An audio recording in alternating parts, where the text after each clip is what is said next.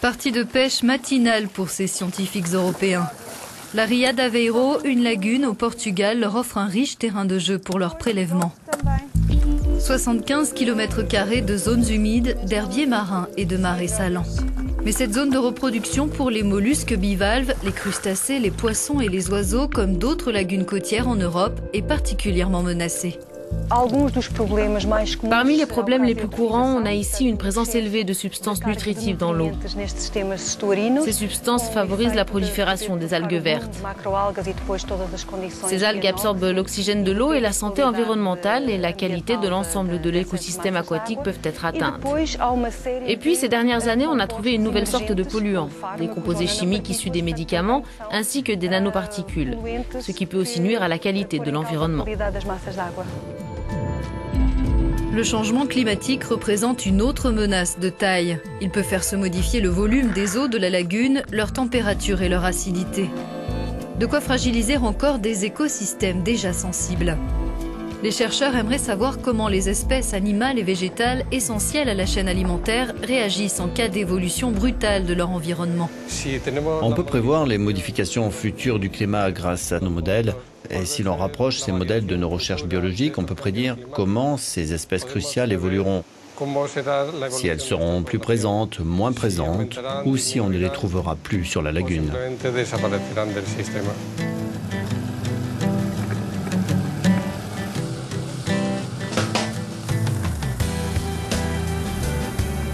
Cette mobilisation scientifique s'intègre à un vaste projet soutenu par l'Union européenne qui prend la forme d'un travail de terrain sur 4 lagunes côtières en Europe.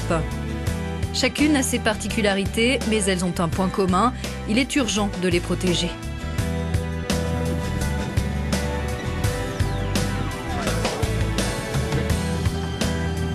Les relevés biologiques alimentent des modèles sophistiqués qui servent à établir des cartes interactives des altérations dues au climat, mais aussi au tourisme, aux industries et à l'agriculture. Bien sûr, les choses ne sont pas certaines à 100%, mais il faut rappeler que pour réaliser nos modèles, nous nous servons des meilleures connaissances scientifiques actuellement disponibles. Donc ce n'est pas de la science-fiction.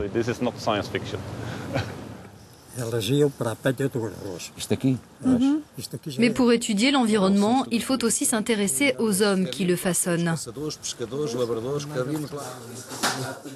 Les scientifiques vont à la rencontre des chasseurs et des pêcheurs de la région pour échanger sur la lagune. L'expérience des habitants représente une mine d'informations sur les forces et les faiblesses de cette zone naturelle. On leur fournit des cartes et on leur demande de mettre des points et des couleurs pour indiquer les secteurs où ils pensent que la lagune se développe bien et ceux qui sont menacés d'après eux. Donc, non seulement on recueille des éléments sur les menaces pour la lagune, mais on se renseigne aussi sur leur localisation.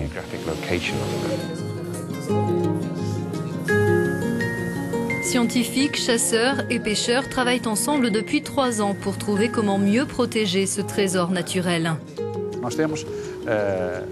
Il y a l'océan, le bras de mer, puis la lagune. Et au-delà, il n'y a rien d'autre à part des autoroutes. La vie sauvage n'a pas d'autre espace. Donc tous les sites pour chasser se situent sur la lagune. C'est là qu'on essaye de maintenir l'équilibre des choses.